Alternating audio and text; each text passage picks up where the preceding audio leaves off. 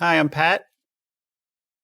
All right, for this type of problem, what they're asking us to do is to find the remaining sides of the special right triangle that's described. For this particular problem, here's what they're describing, is that what we know is the longer leg of a 30, 60, 90 triangle is 3. What you might want to do for yourself is a quick little sketch. So I've got a right triangle, a 30, 60, 90 triangle. And I've even labeled what they mention is the longer leg. This is the given information. The longer leg is 3, so I've put a 3 right there. What they want us to do is to find those remaining sides. So I need to know that shorter leg, and I also need to know this hypotenuse, okay?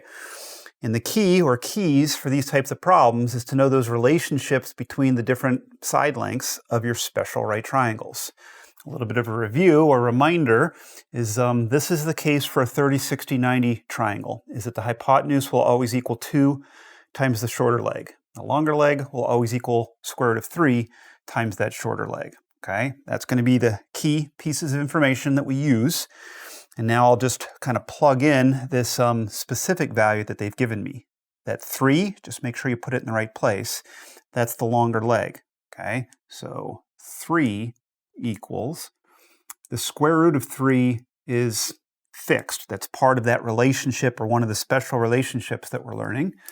But I'll multiply that by the shorter side, which I don't know. I've labeled mine with x, so I'll just go ahead and put an x there. And then you've got a little bit of algebra. Just solve for x, and I get x equals 3 divided by the square root of 3, which is not bad. But rationalize the denominator here, and that's going to equal the square root of 3. So you've got one answer already. Remember, we're looking for those unknown sides or the remaining sides, and I now know that this shorter leg of this particular triangle is square root of 3 units, whatever they are. Now I'll go to my hypotenuse, which we labeled as y.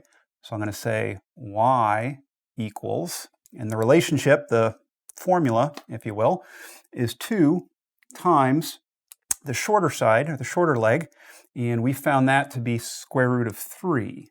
Remember, we labeled our shorter side with x, so now this is not even simplifying if I rewrite, but if you don't want the dot to suggest multiplication, just 2 square root of 3, and that's my answer, okay, whatever the units are. Right? Use similar reasoning with the other problems, and it'll get you through. It really comes down to those key relationships between the side lengths, okay?